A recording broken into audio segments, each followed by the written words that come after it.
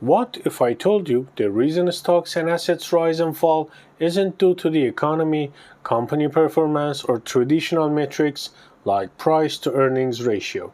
Instead, it's all controlled by a $170 trillion force you might not even know about.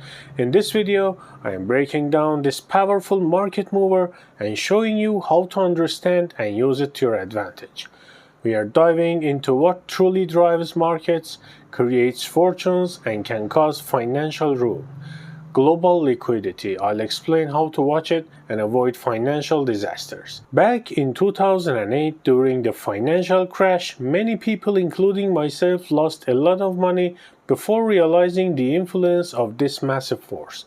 But you don't have to make the same mistakes. Stay with me to the end of the video and let's uncover the real driver behind the $170 trillion market mover. Like and share this video to give us a boost.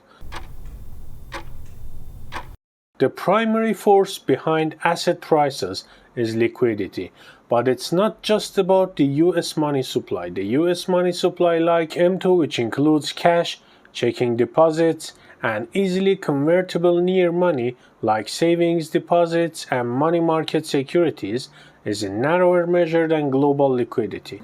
Liquidity is a global phenomenon involving the entire financial system, akin to a massive tide that lifts and skins everything in its path. And guess what? It statically drives stock prices, gold, and even Bitcoin.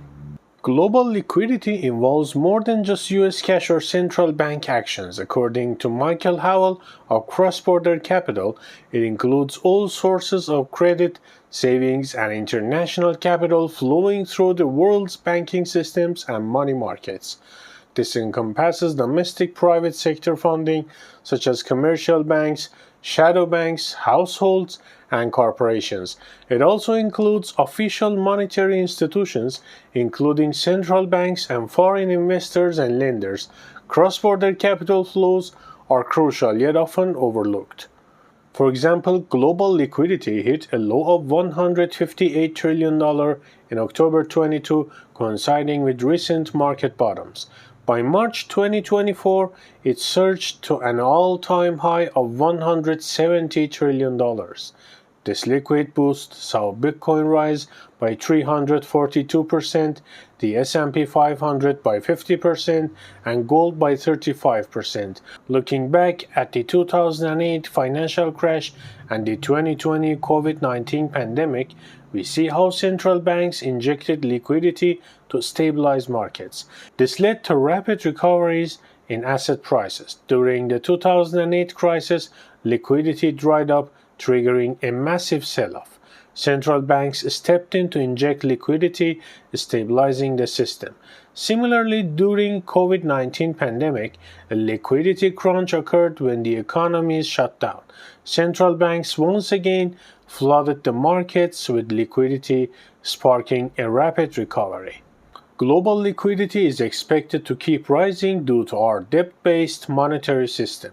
With global debt exceeding $350 trillion, constant refinancing drives demand for more liquidity. Historical cycles, typically around 5 years, show that low points often align with financial crises, followed by central banks injecting more liquidity. For example, from May 2010 to June 2014, global liquidity grew from $85.5 trillion to $110.3 trillion.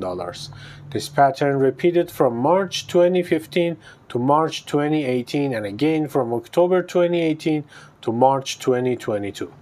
Michael Howell suggests using Bitcoin as a liquidity indicator. Bitcoin's price movements often precede other asset prices, providing early signals for market trends. During times of abundant liquidity, Bitcoin's gains outpace other assets, but during crunches it drops significantly. When liquidity rises, consider focusing on hard, scarce assets like Bitcoin, gold, copper, and lithium. These assets tend to benefit the most from increased liquidity. In declining liquidity periods, it might be wise to shift towards safer assets or hold cash to avoid losses. Tech and AI companies are also booming due to the rising liquidity, presenting another investment opportunity. Global liquidity is the most powerful force driving financial markets. Understanding its cycles and impacts can give you a massive edge in your investment strategy.